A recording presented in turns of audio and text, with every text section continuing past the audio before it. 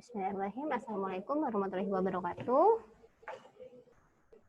Waalaikumsalam Ibu. warahmatullahi wabarakatuh. Oke, semuanya silakan diaktifkan videonya terlebih dahulu.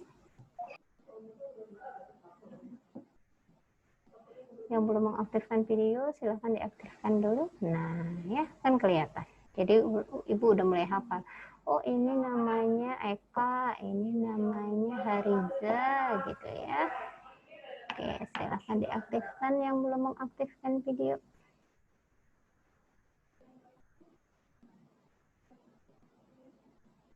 Oke, ya. Baik. Untuk hari ini sebenarnya materinya lumayan banyak ya. Pertama kita membahas tentang perspektif keperawatan anak dalam konteks keluarga. Yang kedua nanti kita membahas tentang pertumbuhan dan perkembangan. Yang ketiga nanti kita membahas tentang sebenarnya ada materi tentang toilet training ya. Tapi materi toilet training akan saya jadikan di pertemuan di minggu depan ya. Hari ini nanti kita akan membahas tentang FCC ya. Nanti ada beberapa video yang nanti akan saya share di YouTube ya. Satu materi akan saya jelaskan di Zoom ya.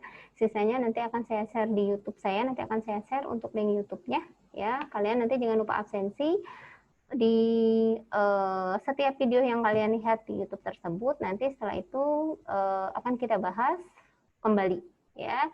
Untuk pembahasan yang kalian lihat hari ini nanti kita akan bahas di minggu depan ya. Untuk materi yang akan saya sampaikan hari ini adalah perspektif keperawatan anak dalam konteks keluarga ya. Nanti sisanya materinya kalian lihat di YouTube. Nanti akan saya share linknya, saya share untuk nama YouTube saya. Nah, setelah itu silahkan kalian buka berulang-ulang, termasuk video pembelajaran yang ini kita pertemuan sekarang, nanti akan saya share juga ya.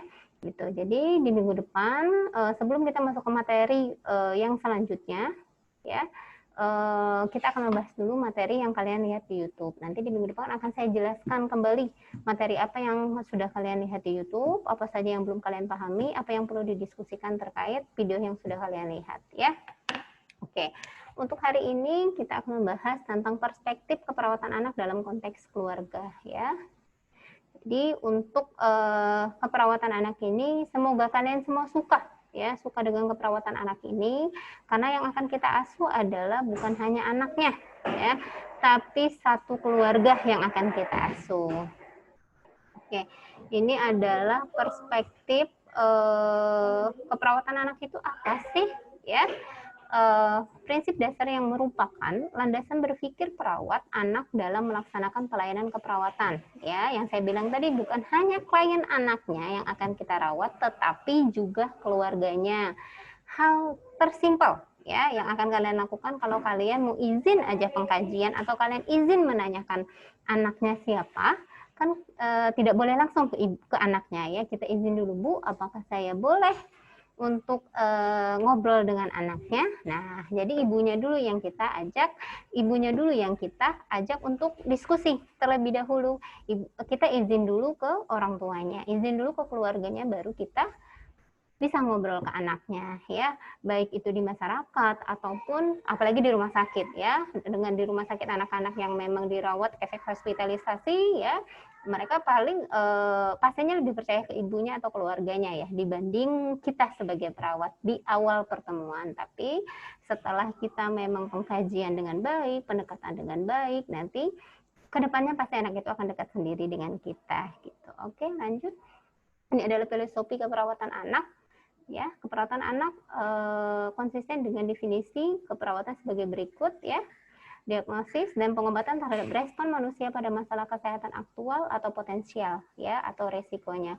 Nah, definisi ini menggabungkan 4 fitur penting dari praktek keperawatan ya. Menurut ANA 2003 ya, fokus pada pengalaman dan respon manusia terhadap kesehatan dan penyakit tanpa pembatasan masalah. Ini adalah filosofi keperawatan anak. Jadi yang kita lakukan asuhan keperawatan itu adalah bukan hanya pada saat dia sakit, tetapi anak sehat pun kita lakukan perawatan ya. Justru jangan sampai anak tersebut menjadi sakit. Makanya fokus kita adalah bagaimana anak itu selalu sehat gitu ya. Oke, terus, nah ini adalah definisi menggabungkan 4 fitur yang tadi kita bahas ya. 1, fokus pada pengalaman dan respon manusia terhadap kesehatan dan penyakit tanpa masalah. Terus, integrasi data objektif dengan pengetahuan yang didapat dari pemahaman pasien atau pengalaman subjektif dan kelompok. Terus, penerapan pengetahuan ilmiah pada proses diagnosa dan pengobatan dan membina hubungan caring yang memfasilitasi kesehatan dan penyembuhan ya. Ini adalah 4 fitur penting dari praktek keperawatan kontemporer ya. Itu terus.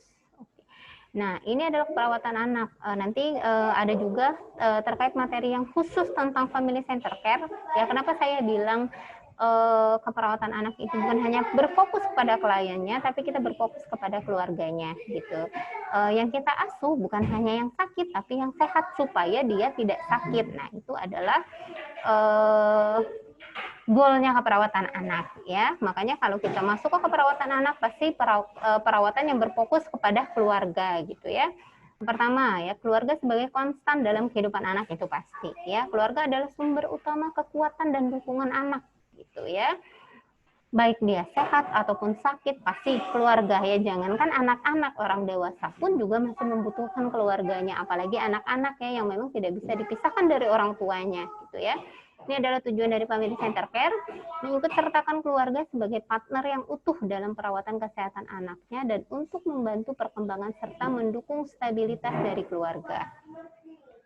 Sistem pelayanan dan personel rumah sakit harus memberikan dukungan, menghormati, mendorong, meningkatkan kekuatan dan kompetensi keluarga melalui kerjasama dan membina hubungan dengan orang tua.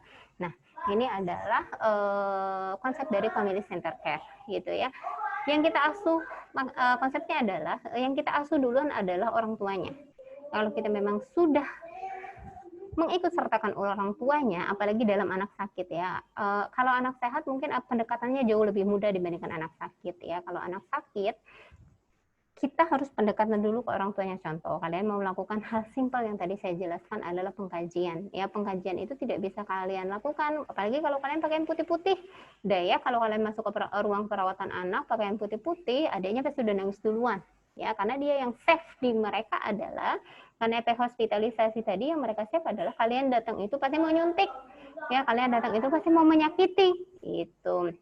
Padahal bisa jadi kalian mau datang ke pasiennya itu mau ngajak untuk melakukan terapi bermain atau kalian mau ngobrol dan lain sebagainya. Tapi yang di save sama anaknya adalah kalau kalian itu akan melukai mereka. Nah, kenapa harus berfokus pada orang tuanya? Yang menenangkan pertama itu pasti adalah ibunya atau ayahnya. Gitu ya. Makanya anak kalau kalian kan kalau usia kalian ada beberapa anak yang memang apa-apa tuh dia bercerita kepada orang tuanya. Tapi kalau sudah remaja, dewasa awal ya, tapi kalau misalkan anak-anak pasti fokusnya adalah dekatnya paling dekat dengan orang tuanya. Kalau kita mau ngapa-ngapain ya, Bu, saya mau nyuntik anaknya, kan nggak bisa ke anaknya dulu. Kita dekatin dulu ibunya, kita jelaskan dulu, Bu, ini obat yang saya berikan adalah apa namanya, misalkan kontraindikasinya apa, indikasinya apa, nanti adiknya akan bagaimana, itu dijelaskan dulu kepada ibunya, dijelaskan dulu kepada keluarganya. Jika memang setuju, baru kita lakukan. Tapi kalau misalkan orang tuanya nggak setuju, kita nggak bisa ngapa-ngapain ya. Contohnya gini, kita melakukan tindakan apapun, ya. Bu, saya mau nyuntik, harusnya ada inform consent dulu ya kepada orang tuanya. Kalau misalkan tidak melakukan inform consent, kita penjelasan terlebih dahulu.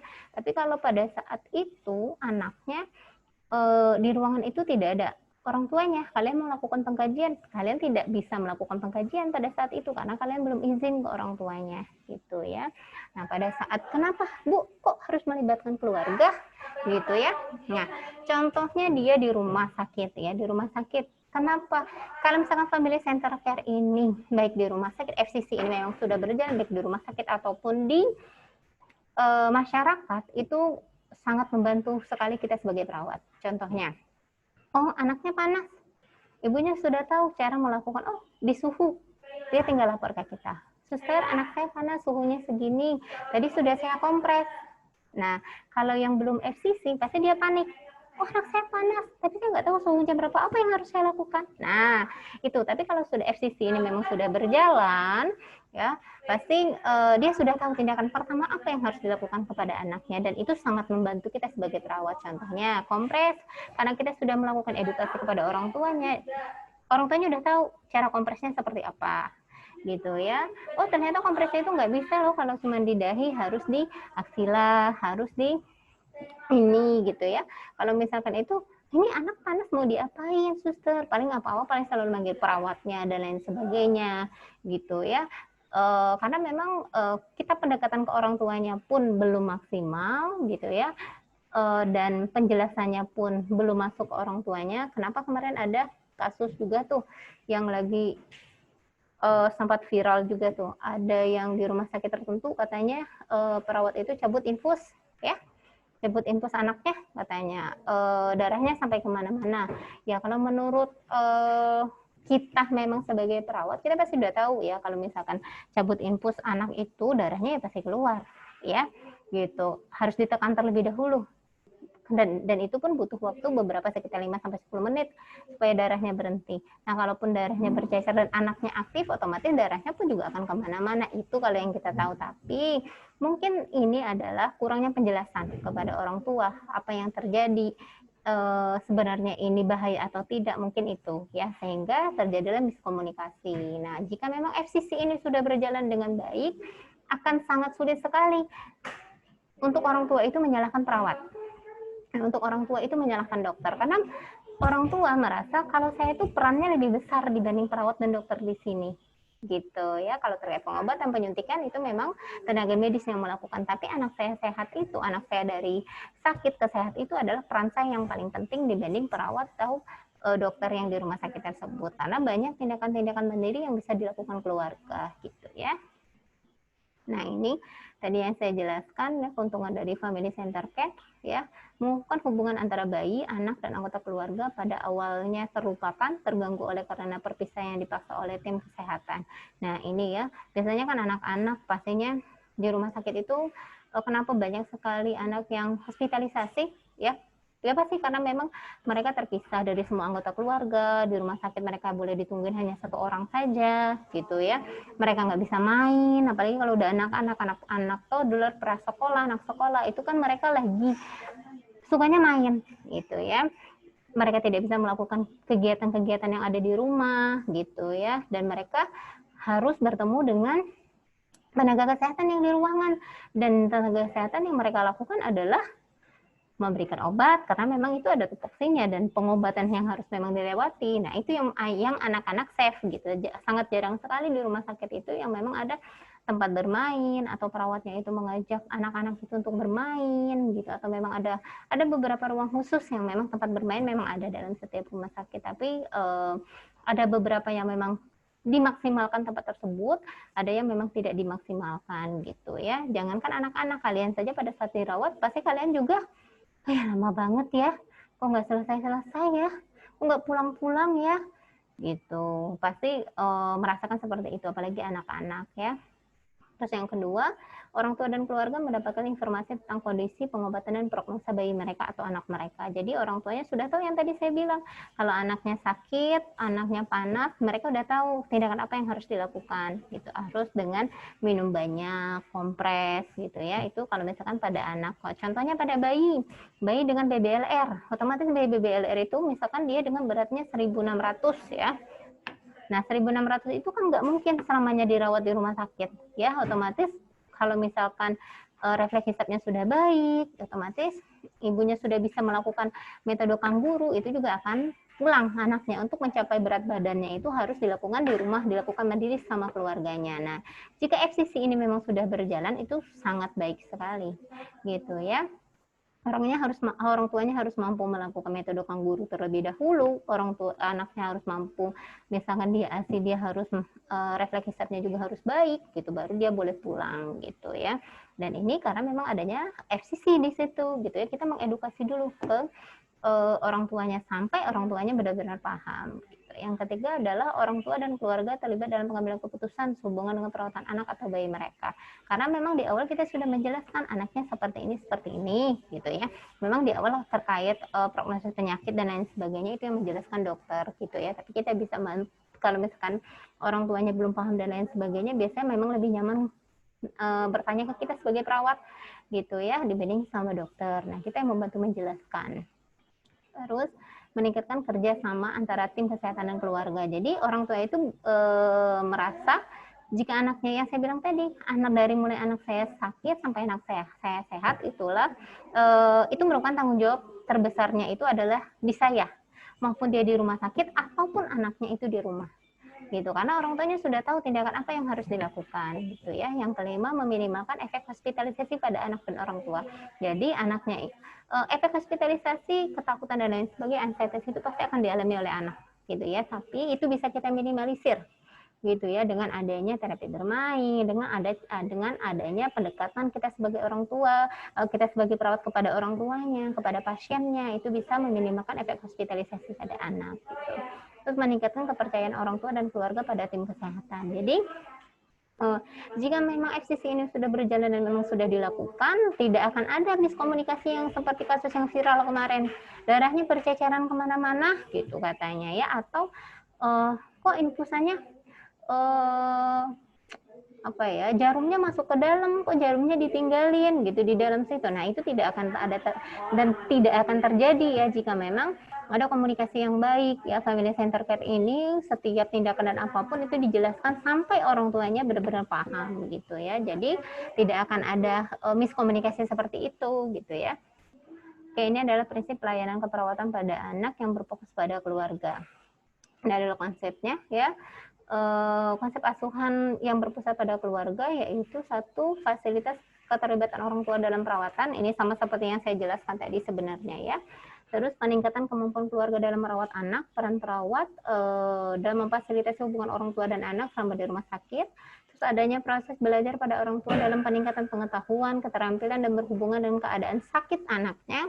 Orang tua memiliki potensi untuk melaksanakan perawatan pada anaknya. Nah, ini yang saya bilang. Jadi pada saat ini adalah prinsip pelayanan keperawatan anak yang harus berfokus pada keluarganya, gitu ya. Kenapa dibilangnya seperti ini? Karena orang tua itu harus terlibat, ya, terlibat lebih banyak terhadap perawatan anaknya, gitu. Kalau misalkan FCC ini sudah berjalan dengan baik, ya.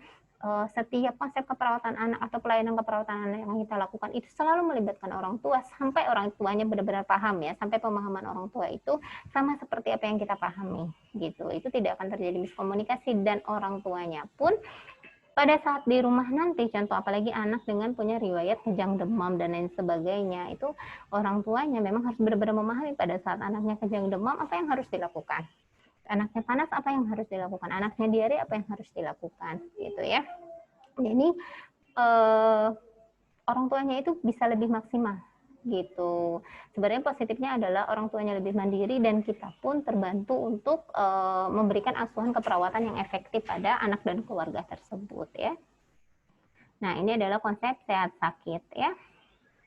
Sehat dalam keperawatan anak adalah sehat dalam rentang sakit. Sehat itu kesejahteraan optimal antara fisik, mental, dan sosial yang harus dicapai sepanjang kehidupan anak dalam rangka mencapai tingkat pertumbuhan dan perkembangan yang optimal sesuai dengan usianya. Ini adalah sehat, ya. Jadi anak-anak yang di luar sana yang sedang mengoptimalkan antara fisik, mental, dan sosial yang harus dicapai sepanjang kehidupan anak untuk memaksimalkan pertumbuhan dan perkembangan, itu adalah sehat. Nah, sehat dalam arti itu bukan hanya meningkat saja berat badannya, tinggi badannya, gitu ya, bukan hanya dari pertumbuhannya, tapi dari sektor perkembangannya. Nanti kita akan membahas kalau sektor perkembangan nanti akan dibahas dengan Denver. Kalau untuk pertumbuhan nanti kita akan belajar tentang perhitungan status gizi, ya.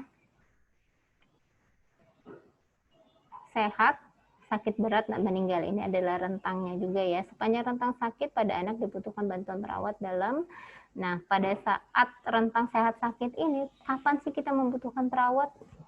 Pertama itu dalam keadaan sakit, bimbingan antisipasi pada orang tua, pencegahan dan promosi kesehatan ya, itu dengan kita dilakukan dengan imunisasi. Itu juga peran kita kita bisa maksimalkan peran kita di situ. Terus peningkatan pengetahuan tentang kebersihan perseorangan dan gizi ya. Terus contohnya gini, pada saat di kutub yang ekstrim itu bisa jadi adanya kematian pada anak. Terus orang tua perlu bantuan perawat untuk mengantarkan anak pada kematian yang tenang melalui perawatan menjelang ajal. Oke, sorry ini sepertinya salah ketik yang ini ya. Maksudnya ini pada saat dengan perawatan menjelang ajal itu pun juga kita sangat membutuhkan perawat ya. Nah, Bu, kalau misalkan anaknya sedang sakaratul maut, Bu, atau anaknya sedang masuk ICU, Bu, kan itu nggak boleh dikunjungi sama orang tuanya, misalkan begitu ya. Apakah kita bisa melibatkan tentang family center care ini? Bisa, tetap bisa kita lakukan. Karena kita tetap menjelaskan keadaan anaknya, apa yang bisa dilakukan oleh orang tuanya, gitu ya, untuk memaksimalkan kesehatan anaknya tersebut.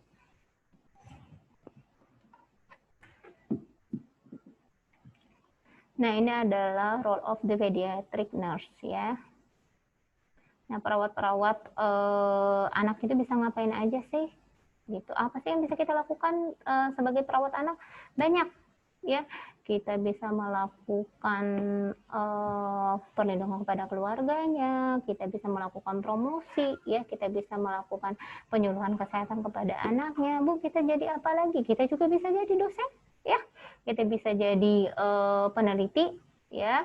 Banyak yang bisa dilakukan, Bu.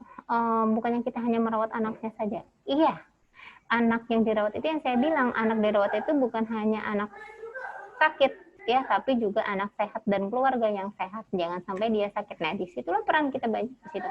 Memberikan komunikasi terapeutik, kita melakukan kolaborasi kepada orang tua ya, kita melakukan penelitian gitu ya, termasuk yang sedang kami lakukan sekarang, melakukan penelitian ya, pengabdian masyarakat, memberikan promosi kesehatan kepada orang tua, anak, masyarakat ya, itu juga termasuk kerjaan perawat anak gitu ya. Jadi bukan hanya berprinsipnya, Bu, perawat itu adalah perawat orang dewasa. Enggak ya, perawat anak pun juga dinamakan juga perawat. Yang dirawat memang adalah anak-anak ya. Bu, anak-anak itu dari nanti akan dibahas ya, dari usia berapa sampai usia berapa gitu ya. Nah, ini adalah peran perawat anak ya. Yang pertama menjadi pembela atau menjadi advokat ya, pembela klien dan keluarganya saat mereka butuh pertolongan ya, tidak dapat mengambil keputusan atau meyakinkan keluarga tentang pelayanan yang tersedia, pengobatan prosedur yang dilakukan dengan cara melibatkan keluarga. Contohnya, anaknya sekarang memang membutuhkan pada saat ini sedang gawat darurat ya. Orang tuanya bingung, ini benar harus dilakukan kalau misalkan anaknya misalkan mau dilakukan tindakan contohnya dia sedang di rumah ya, anaknya ternyata diare sejak seminggu yang lalu ya, sehari itu bisa sampai 9 sampai 10 kali, anaknya udah lemes, tapi orang tuanya bingung ini mau dibawa ke rumah sakit atau enggak. Nah, itu kita membantu untuk menjelaskan tindakan apa yang harus, keputusan apa yang harus diambil, meyakinkan keluarganya supaya ini memang yang terbaik untuk anak dan keluarga tersebut gitu ya. Terus kita sebagai pendidik ya, pendidik langsung dan tidak langsung yang tadi saya jelaskan, kita memberikan informasi-informasi terkait kesehatan kepada anak, memaksimalkan pertumbuhan dan perkembangan gitu ya. Bisa juga kita memberikan penyuluhan atau pendidikan kesehatan ya, di rumah sakit ataupun di masyarakat, itu bisa kita lakukan. Terus 3 domain yang harus diubah perawat melalui pendidikan kesehatan adalah pengetahuan, keterampilan, dan sikap keluarga dalam perawatan anak gitu ya. Jadi kita harus tahu pendidikan kesehatan apa saja yang harus kita berikan, bukan hanya pengetahuan tapi keterampilan ya. Keterampilan dan sikap keluarga dalam melakukan perawatan anak tersebut, baik di rumah ataupun di rumah sakit gitu ya. Nah, perannya adalah sebagai konselor ya, mendengarkan perawat itu mendengarkan, memberikan konseling pada saat anak atau keluarga butuh dukungan psikologis mental dengan cara mendengarkan keluhan klien, keluhan keluarganya, gitu, melakukan sentuhan, ya, hadir secara fisik, tukar pikiran dengan anak dan keluarga tentang masalah anak dan keluarganya, memberikan alternatif pemecahan masalah, gitu. Kita bisa juga sebagai konselor, misalkan gini, apakah misalkan dengan contohnya anak yang memerlukan kemoterapi ya dengan CA, dia dengan CA misalkan leukemia ya, orang tuanya bingung karena mungkin orang tuanya juga sudah mengetahui kalau harus di kemoterapi itu nanti efek sampingnya seperti ini pada anaknya, tapi kalau tidak di kemoterapi efek sampingnya juga pasti ada pada anaknya gitu. Orang tuanya takut kalau di kemoterapi anaknya bisa meninggal dan lain sebagainya. Nah, itulah peran kita sebagai konselor ya. Kita pasti ya orang tua itu pada saat melakukan apa yang harus dipilih yang terbaik untuk anaknya ini, kecuali orang tuanya dengan orang tua yang kesehatan ya, itu akan lebih mudah kita menjelaskan. Itu pun kalau terjadi kepada anaknya sendiri, anaknya nakes itu pun akan bingung ya, apalagi yang memang bukan nakes atau tenaga kesehatan. Itu adalah peran kita sebagai konselor menjelaskan, meyakinkan apa yang dikeluhkan orang tuanya sekarang, dikeluhkan anaknya, orang tuanya mau bagaimana, apa yang dirasakan, apa yang dikeluhkan, selanjutnya bapak dan ibu bagaimana. Nah, kita dengarkan dulu keluh kesahnya seperti apa gitu ya, orang tuanya maunya seperti apa. Nah, setelah itu baru kita ajak diskusi. Oke ya, pembuat keputusan etik berdasarkan pada nilai moral yang diyakini dengan penekanan pada hak pasien, keuntungan aktor, dan meningkatkan kesejahteraan pasien. Nah, ini adalah pembuat keputusan etik. Maksudnya, kalau kita melakukan ini tindakannya apa ya, moralnya seperti apa ya, keyakinannya seperti apa ya, terutama kita harus mengutamakan hak pasien ya. Hak pasien itu harus kita utamakan gitu. Terus perencanaan kesehatan di tingkat kebijakan, ya, aktif dalam gerakan yang bertujuan meningkatkan kesejahteraan anak. Yang ketujuh adalah kita sebagai peneliti. Nah, perencanaan kesehatan itu bisa dari Penkes dan lain sebagainya. Kita mengikuti tingkat kebijakan aktif dalam gerakan yang bertujuan meningkatkan kesejahteraan, bisa kita mengikuti kalau anak itu kan IPANI. Nah, IPANI itu adalah Ikatan Perawat Anak Indonesia. Nah, kita bisa ikut ke dalam kegiatan-kegiatan tersebut gitu ya, sehingga kita mempunyai perencanaan terhadap kesehatan anak bukan hanya di Banten tapi di Indonesia gitu ya. Nah, ini adalah proses keperawatan anak ya. Proses keperawatan anak ini sama seperti proses perawatan anak dewasa ya, ataupun keperawatan anak dengan lini yang lain ya. Pertama pengkajian, diagnosa keperawatan ya, perencanaan, pelaksanaan, dan evaluasi ya. Oke, ini adalah faktor-faktor yang mempengaruhi kesehatan anak. Biasanya budaya ya. Makanan anak dan orang tua itu dibedakan. Itu budaya. Oh, anak tuh nggak boleh makan ikan. Kalau makan ikan nanti cacingan, dan itu masih ada di daerah Banten ya. Nggak boleh makan ikan, nanti kalau makan ikan anaknya cacingan. Nah, berarti kan kurangnya pengetahuan orang tua terkait hal tersebut, karena memang kata nenek moyangnya zaman dulu tuh nggak boleh loh makan ikan, nanti cacingan gitu. Nggak boleh makan ini, nanti cacingan. Nggak boleh makan ini, nanti cacingan. Nah, hal tersebut itu masih banyak sekarang ya, masih banyak sekarang yang memang itu tetap dilakukan gitu ya. Padahal harusnya yang kita tahu adalah kalau misalkan ikan dan lain sebagainya itu proteinnya tinggi ya. Kenapa sekarang masih banyak anak-anak stunting? Karena memang banyak sekali budaya yang memang mengatakan, dan di daerah Tangerang sendiri pun ada ya, yang memang nggak boleh makan ikan ya, nanti cacingan, makannya nasi aja tiap hari, nggak boleh makan sayur, nanti cacingan. Jadi selama anak itu hidup, dia nggak pernah makan sayur dan ikan, nanti besarnya dia nggak suka sayur sama ikan. Nah, pasti tumbuhnya adalah anaknya menjadi stunting ya, atau pendek gitu ya.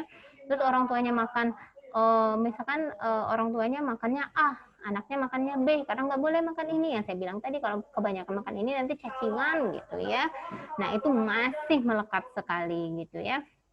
Terus sosial ya, itu kemiskinan. Nah, kalau kemiskinan ini kan bertahap ya, karena memang ini bukan hanya lini dari perawat ya, jadi memang ini harus diperbaiki dalam semua lini gitu ya.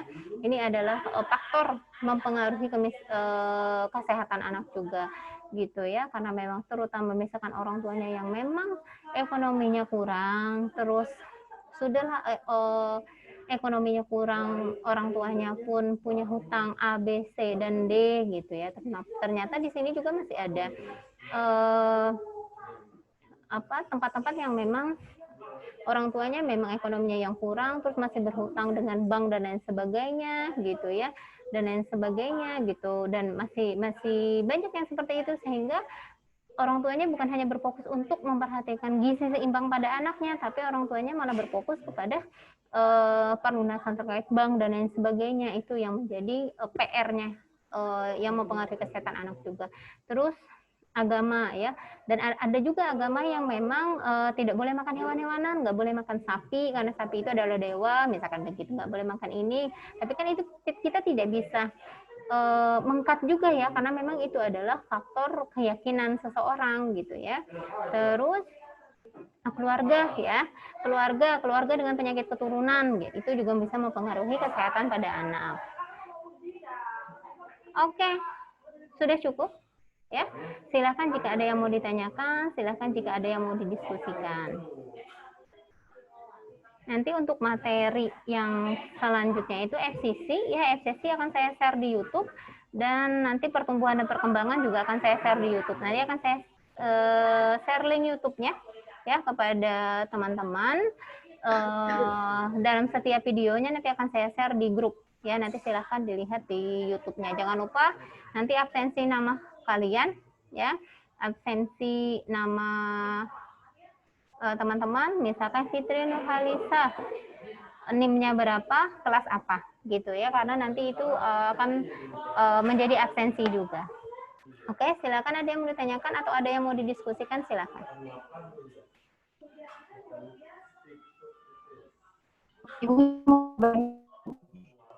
Oke, silakan, ada yang mau ditanyakan, sepertinya jaringan. Oke. Bu, Ibu izin bertanya. Oke, silakan, siapa dulu? Mengapa setiap melakukan perawatan pada anak sehat maupun sakit harus melibatkan keluarga? Oke. Hadiatul ya tadi ya? Iya, Ibu. Oke, baik ya. Kenapa sih kok kita harus melakukan, Bu? Anak sehat ataupun anak sakit, kita harus melibatkan keluarganya. Karena kalau anak sakit juga dia berkeliaran, Bu, di masyarakat. Kita tinggal tanya aja, Bu, gitu ya. Pertama, yang saya jelaskan tadi adalah family center care. Ya, terus yang kedua adalah etika. Ya, etika dalam keperawatan gitu. Kenapa kita harus melibatkan orang tuanya? Yang pertama sebenarnya yang itu. Yang ketiga, tidak semua anak itu memahami apa yang harus kita tanyakan. Benar tidak? Contohnya kamu menanyakan imunisasi anaknya usia 2 tahun. Dek, imunisasi kamu lengkap nggak? Apa kakak imunisasi? Gitu, yang tahu orang tuanya kan. Dek, kamu minum ASI nggak? ASI apa? Aku masih nenek kok. Gitu. Aku juga masih minum susu di botol. Gitu. Nah, versi kita yang mau kita tanyakan sama yang orang tuanya sampaikan kan berbeda. Gitu. Jadi untuk memvalidasi apa yang disampaikan anak memang harus melibatkan orang tuanya. Terus adalah keamanan pada anak tersebut. Gitu ya. Itu kenapa memang harus melibatkan setiap itu. Terus itu kalau anak sehat ya, ataupun pengkajian yang kita lakukan, apalagi kalau anak sakit.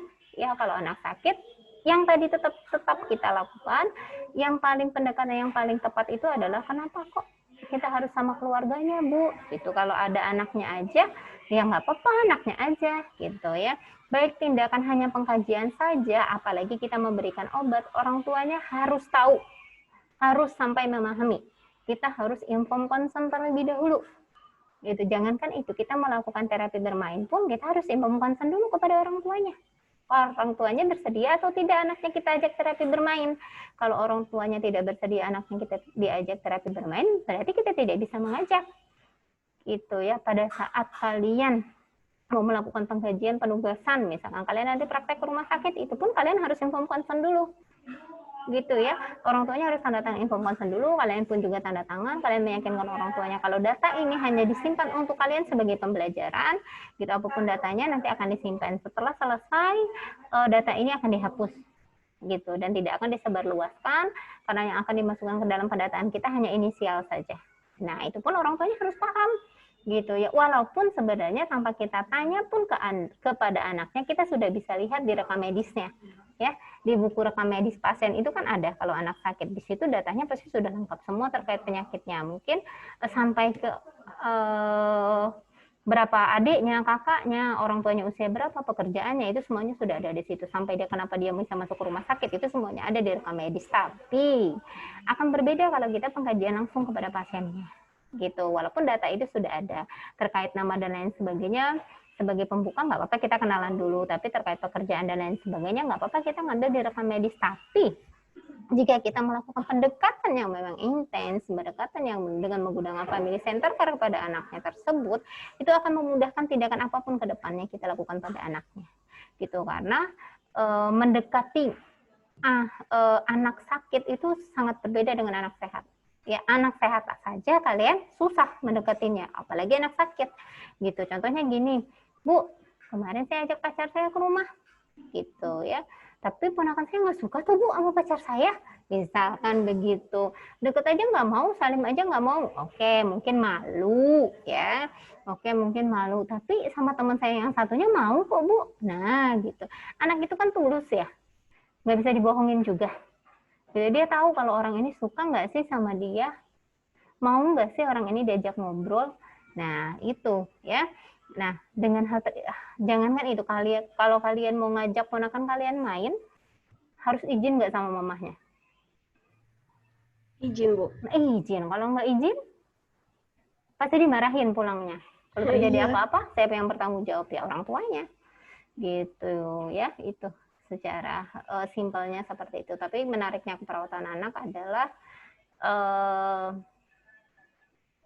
pendekatannya lebih dibanding orang dewasa. Kalau orang dewasa pasti sudah kalian nanya apa, insya Allah dijawab, gitu ya. Tapi kalau kalian menanyakan apa dengan anaknya, dengan anak sakit belum tentu dijawab, gitu ya. Pendekatannya bisa lebih dari 5 kali, ya baru anak itu akan have fun sama kalian. Yang saya bilang tadi, kalau apalagi kalau kalian praktek pakainya putih-putih, ya udah pakai putih-putih, kita pakai masker, ya. Datang ujuk-ujuk kita bawa dengan termometer, ya dia lihat termometer aja tuh udah nangis, gitu. Apalagi lihat jarum suntik, karena itu yang dia save adalah kalau datang itu nyuntik, ya. Karena dia save adalah dokter itu datang periksa, benar nggak? Diperiksa, dikaji, udah. Itu perawat datang nyuntik, perawat datang ganti infusan, gitu. Perawat datang ngapain lagi, ganti kateter dan lain sebagainya. Jarang sekali perawat datang ayo kita bermain, kecuali ya mahasiswa. Kalau mahasiswa datang, kenapa anak-anak yang sakit itu lebih suka sama mahasiswa? Karena mahasiswa suka ngajak mereka bermain, dibikinin balon-balonan dari handscoon, termometernya boleh dipegang, termometernya bagus-bagus, ya lucu-lucu. Nah anak-anak suka gitu. Terus stetoskopnya juga lucu-lucu, ya. Oh ada gambar ini, jadi mereka pun juga suka didekatin sama mahasiswa, dan mahasiswa juga bercanda sama anak-anaknya, gitu ya. Itu waktunya mungkin lebih banyak kalau mahasiswa, gitu. Jadi rata-rata kalau misalkan sedang praktek profesi nurse ya di rumah sakit itu, anak-anak itu pasti lebih dekat sama mahasiswa dibanding sama perawatnya, gitu ya. Karena mereka udah tahu, oh kakak ini, oh ini kakak ini, ya udah pasti tahu, oh ini kakak Aditya, dia pasti udah tahu. Kalau kalian pindah ruangan, karena trustnya kalian sudah dapat sama anak ini, pasti akan dicariin. Aku nggak mau disuntik sama kakak ini, aku maunya sama kakak yang ini, gitu. Nah itu pasti itu ya, itu indahnya di keperawatan anak. Nanti pada saat kalian sudah nggak pandemi, nanti akan ada praktek keperawatan anak di rumah sakit ya, sehingga kalian bisa apa yang sudah saya bicarakan sama kalian, pasti kalian akan melakukan pembuktiannya begitu, benar nggak ya gitu. Tapi kalau kalian memang sudah pernah praktek, banyak yang dari SMK kesehatan sudah pernah di ruang anak, pasti udah tahu tuh ya indahnya di ruang anak itu seperti apa, gitu ya.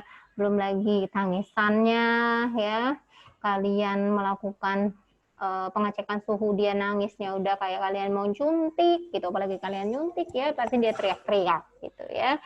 Gitu. Nah, kalau kita pendekatannya memang sudah baik sama orang tuanya, nggak apa-apa, pasti akan ditenangin sama orang tuanya. Dan kalau anaknya pun juga sudah intensnya sama kita, anaknya pun pasti sudah nyaman sama kita. Gitu. Tapi itu memang butuh waktu, ya.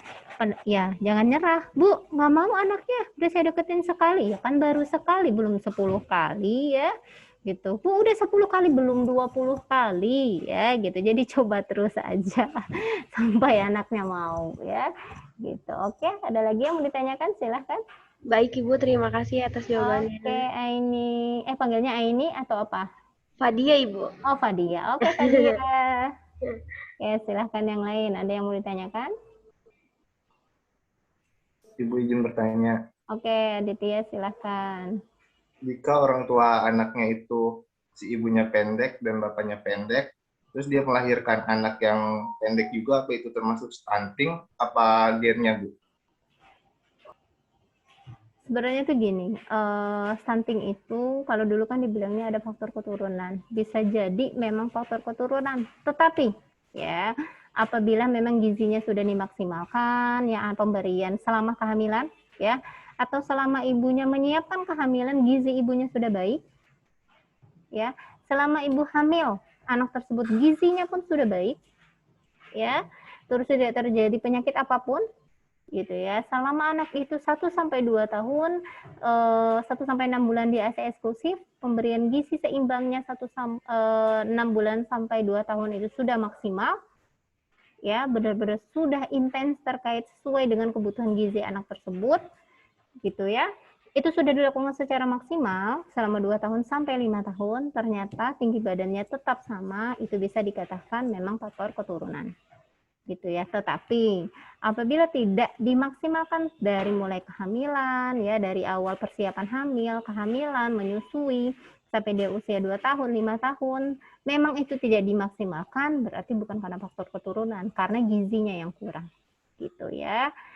Jadi jangan beranggapan kalau misalkan gini, udah kok Bu, gizinya udah maksimal, ASI udah ASI eksklusif, pemberian setiap hari makanan gizi seimbang, gitu ya. Tapi memang anaknya tinggi badannya berbeda dari teman-temannya, berarti itu bisa dikatakan faktor keturunan, gitu ya. Tapi dievaluasi lagi orang tuanya ini yakin benar-benar sudah memberikan gizi seimbang atau tidak pada anaknya, sudah sesuai dengan peraturan pemberian gizi enggak, gitu ya. Kalau misalkan sudah sesuai, anaknya masih tinggi badannya masih kurang dibanding teman-temannya lain, itu bisa dikatakan faktor keturunan, gitu ya. Tapi sangat jarang sekali orang tua yang memang enggak kok ini mah faktor keturunan, tapi sebenarnya orang tuanya kalau dievaluasi lupa-lupa ingat, emang iya ya selama ini udah kasih makanan gizi seimbang belum ya? Kayaknya kalau kasih makanan nasi sama ayam aja nggak ada sayurnya, gitu ya. Kadang dikasih susu kadang enggak, gitu. ASI juga enggak ASI eksklusif, gitu ya.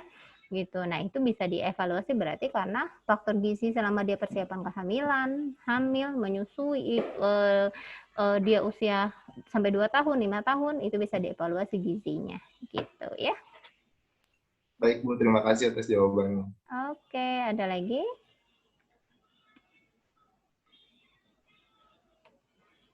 Cukup? Oke. Izin bertanya. Oke, silahkan. Siapa? Kalau saya Melenia, Bu. Videonya silahkan diaktifkan, Mbak.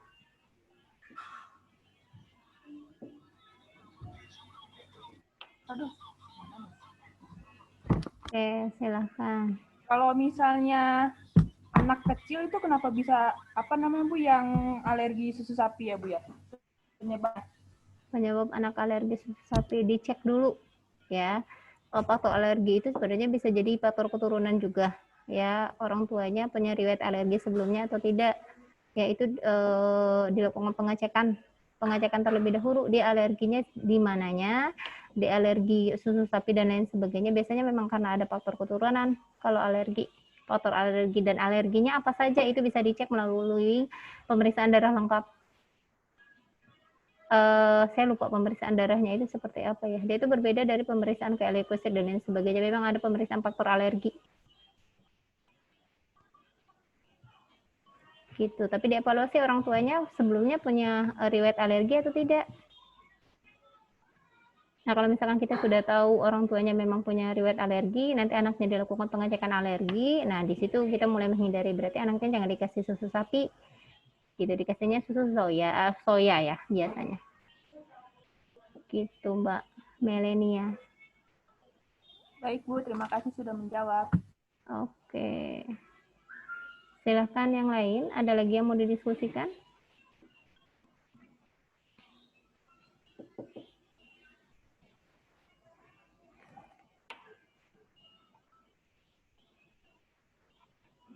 Oke, cukup. Cukup ya. Nanti videonya akan saya share ya. Ada beberapa berarti yang saya share adalah video pertumbuhan dan perkembangan anak ya, usia pertumbuhan dan perkembangan anak sampai family center care. Nanti akan saya kasih linknya di